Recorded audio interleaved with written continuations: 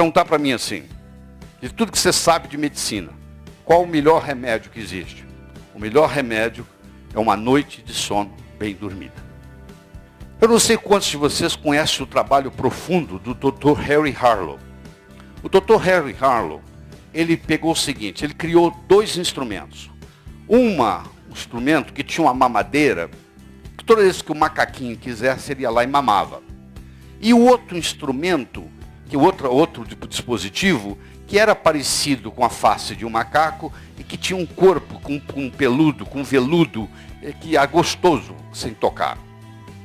E ele disse, o que você acha? Esse macaquinho vai ficar mais tempo onde tem a mamadeira, ou ele vai ficar mais tempo onde não tem alimento, mas pelo menos parece com ele. E as apostas, tanto do grupo freudiano, quanto o grupo da psicologia comportamental, era que o macaquinho ia passar muito mais tempo com quem está dando leite para ele, que é o alimento.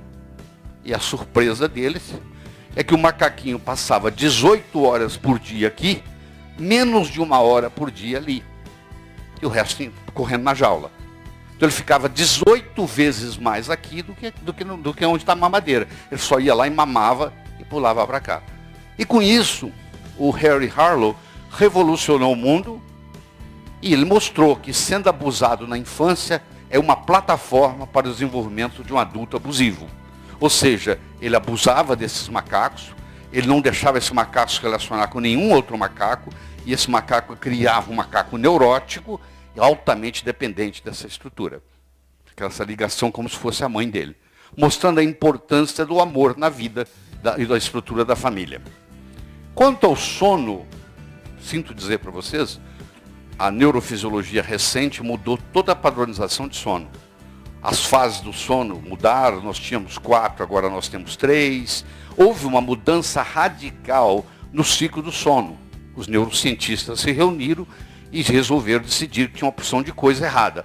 O slide está aí, eu não vou poder entrar em detalhes, senão eu fico aqui a manhã inteira só falando de sono, mas você vai ver que mudou bastante daquilo que você conhecia. E existe uma coisa chamada REM, que é durante o sono, Rapid Eye Movements, os olhos se movimentam, e isso é a fase em que a mente está descansando.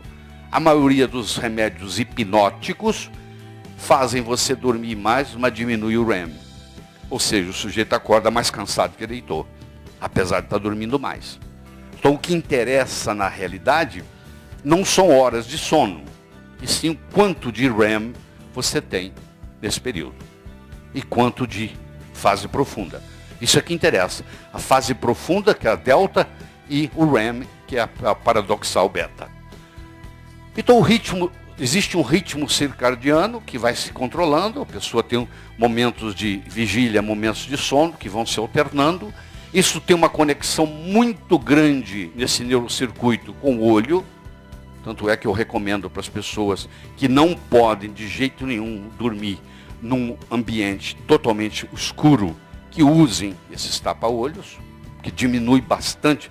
Se aquela luzinha do corredor não pode ser desligada, essa luzinha do DVD que você assiste e termina e vai dormir não pode ser desligada, que você tem que ir lá desligar atrás da parede, pelo menos você usa um tapa-olho, porque no momento que entra a luz no seu olho, isso desencadeia um processo que vai diminuir a produção da melatonina.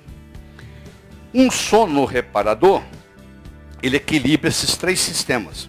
O sistema endócrino, o sistema nervoso e o sistema imune, que trabalham juntos.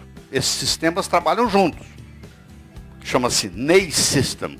Eu vou mostrar daqui a pouco que tem um NEI System. Eles trabalham juntos, eles trabalham em equilíbrio um com o outro.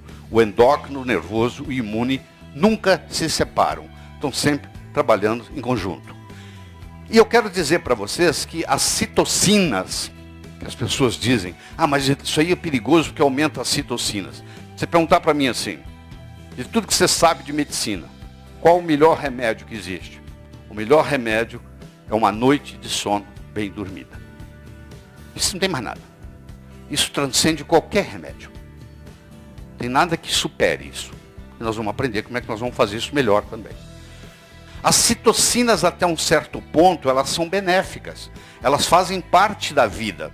Quando essas citocinas passam de um limite, que nós vamos estudar, quais são os alimentos que aumentam as citocinas, quais são os alimentos que diminuem as citocinas, aí você entra num quadro patológico de todas essas doenças, e tudo que você pensar de doença está direto ou indiretamente relacionado com o aumento de citocina. Um modo de você baixar as citocinas é, de novo, tendo um sono reparador. Quando você dorme bem, você tem uma queda nas citocinas. Então, quando eu junto as citocinas do sistema imune, os hormônios do sistema endócrino e os neurotransmissores do sistema nervoso trabalhando em equilíbrio, isso hoje recebe o nome de NEI System, neurológico, endócrino, imunológico. Por isso que é NEI, de neurológico, de endócrino e de imunológico. Se você entrar na internet e digitar NEI System, você vai cair num processo desse, onde esse equilíbrio entre citocinas, neurotransmissores e hormônios. E você começa a ver que, através da nutrição, nós vamos poder modular as citocinas, vamos poder modular os hormônios, vamos poder modular os neurotransmissores e fazer esse equilíbrio entre esses três.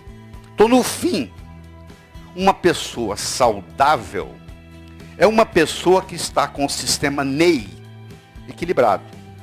Ou seja, ela tem um equilíbrio certo entre a concentração de citocinas, a concentração de neurotransmissores e a concentração de hormônios. Isso não consegue separar um do outro. É igual um tamborete de 3 pernas. Qual que é a mais importante? As 3 são importantes. Se você tirar uma perna, o tamborete não para de pé mais. Não é verdade? Então vai estar constantemente esse processo.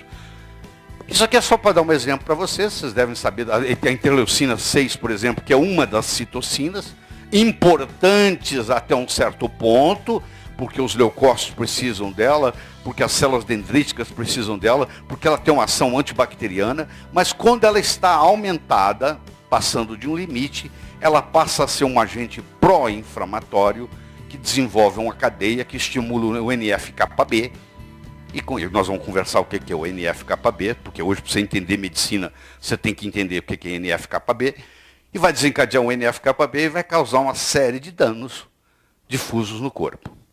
Outra coisa importante é que o cortisol, ele quando está em excesso, ele lesa, a princípio, uma área do cérebro, a princípio, depois ele lesa o resto.